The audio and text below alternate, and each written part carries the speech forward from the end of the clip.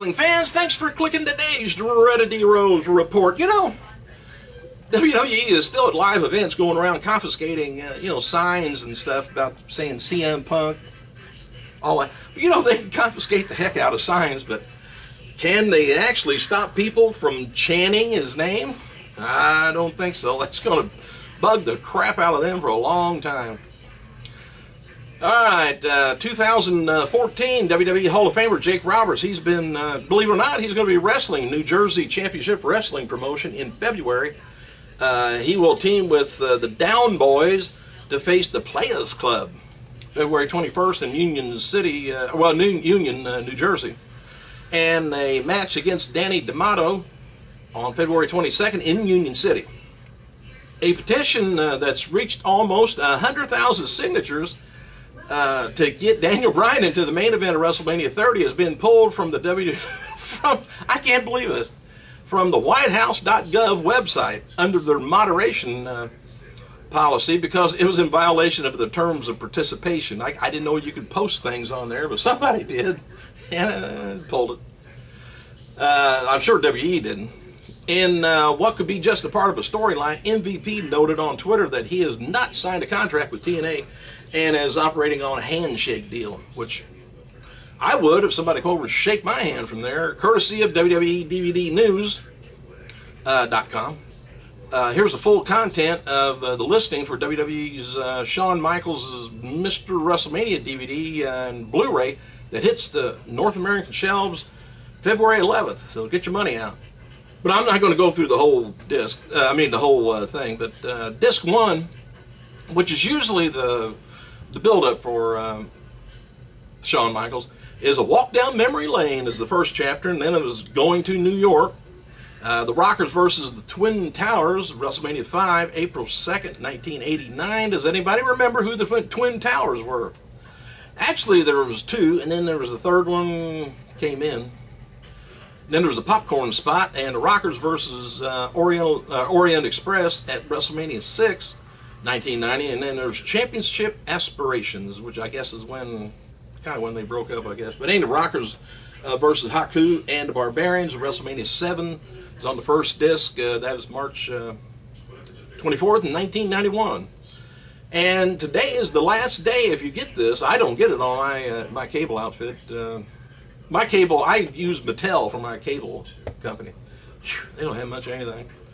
Anyway, the Classics on Demand services will stop running. And note, this is kind of worth noting that Triple H did not make an appearance in front of a rowdy crowd last night at the NXT tapings down at Full Sail University. And regarding CM Punk chants that I mentioned, one fan wrote to a wrestling.com place and described it as one of the most disrespectful things that he's ever seen from a wrestling crowd. Fans were chanting Punk during other wrestlers' entrances and during their matches. And another fan said it's going to be a nerve-wracking night for WWE officials because of the Punk fans. And they're just doing it to irritate the old man, And regarding Punk's status with WWE, several sources reiterate that at this point it's not some big storyline that's going on. And it's always possible Punk and WWE officials, can come to terms with the whole thing could be playing off as an angle, that they could work it as an angle anyway. But as of right now, that's not the case at all. Lego Cougar, believe it or not, down at NXT tapings, he debuted his new Adam Rose character for TV. And the officials have been testing out that gimmick for quite a while, and recently at NXT tapings and live events. And also at the taping, they're having a NXT special. I don't know how long it's going to be on. I don't know whether it's going to be an hour or 2 hours, but it's February 27th on the network, and it's called NXT Arrival. Anyway, there's a lot of hype in the special, tonight's NXT TV taping, and the special could be treated like a pay-per-view event.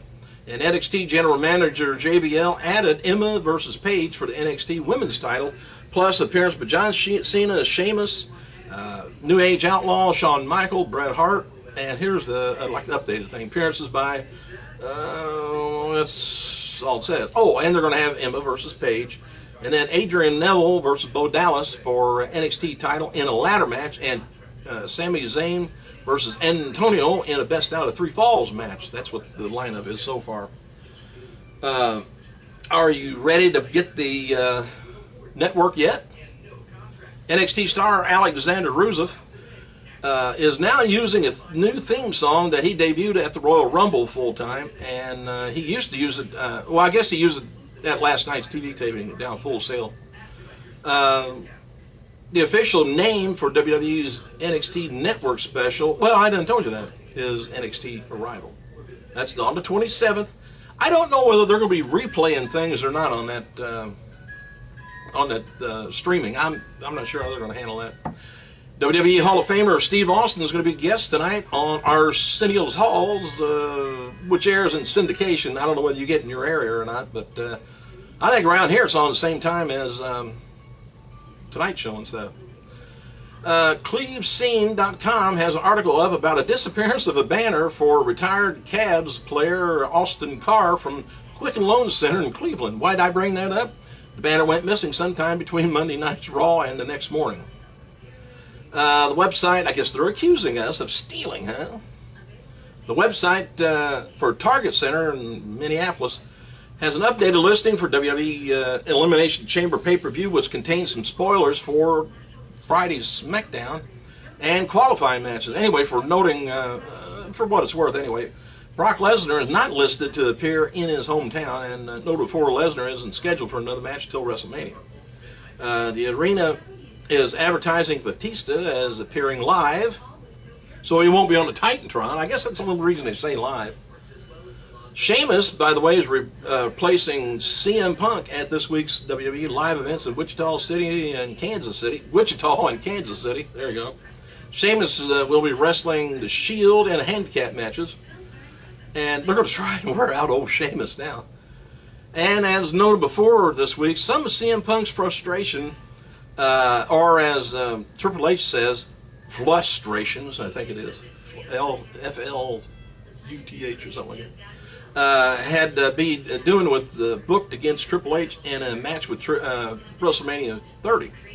Anyway, word is that Punk felt that the program with Triple H is not a big feud and a big match. When he started, I guess he stated numerous times that he wanted to main event the biggest show of the year. I know he wants Taker.